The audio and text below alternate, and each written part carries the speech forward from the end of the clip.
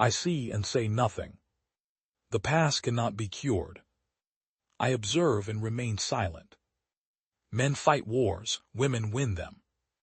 God forgive you, but I never can. Semper idem, always the same. Grief is the price we pay for love. My care is like my shadow in the sun. All my possessions for a moment of time. I will have but one mistress and no master. Much suspected by me, nothing proved can be.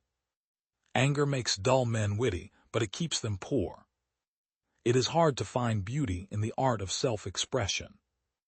This is the Lord's doing, and it is marvelous in our eyes. I may not be a lion, but I am lion's cub and I have lion's heart.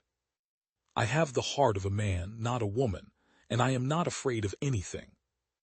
There is only one Christ, Jesus, one faith. All else is a dispute over trifles. Do not tell secrets to those whose faith and silence you have not already tested.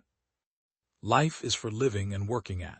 If you find anything or anybody a bore, the fault is in yourself. There is no marvel in a woman learning to speak, but there would be in teaching her to hold her tongue. If I follow the inclination of my nature, it is this: beggar woman and single, far rather than queen and married. To be a king, and wear a crown is a thing more glorious to them that see it than it is pleasant to them that bear it. I know I have but the body of a weak and feeble woman, but I have the heart and stomach of a king, and of a king of England too. In the end this shall be for me sufficient, that a marble stone shall declare that a queen, having reigned such a time, lived and died a virgin. The use of sea and air is common to all. Neither can a title to the ocean belong to any people or private persons, forasmuch as neither nature nor public use and custom permit any possession thereof.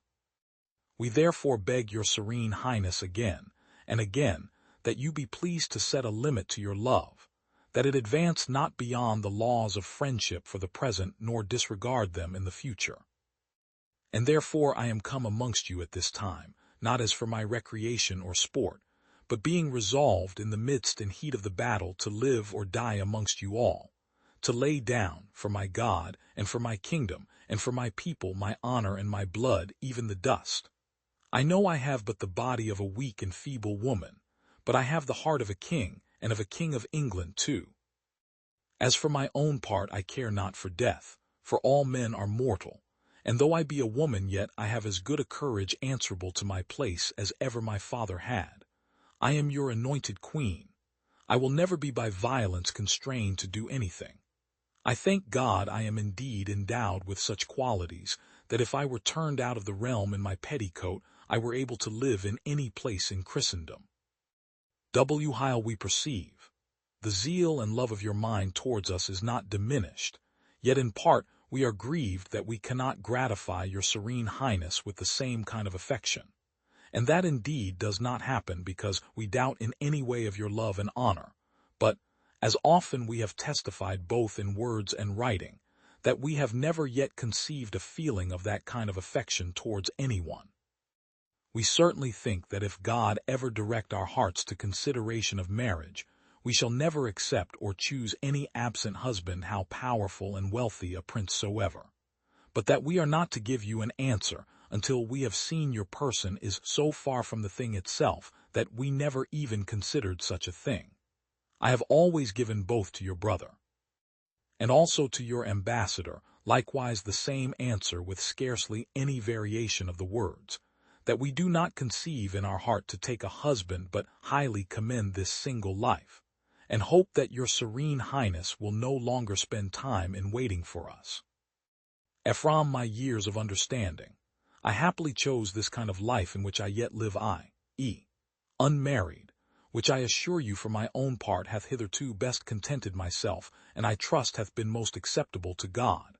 From the which if either ambition of high estate offered to me in marriage by the pleasure and appointment of my prince, or if the eschewing of the danger of my enemies or the avoiding of the peril of death, could have drawn or dissuaded me from this kind of life, I had not now remained in this estate wherein you see me. But so constant have I always continued in this determination. Yet is it most true that at this day I stand free from any other meaning that either I have had in times past or have at this present.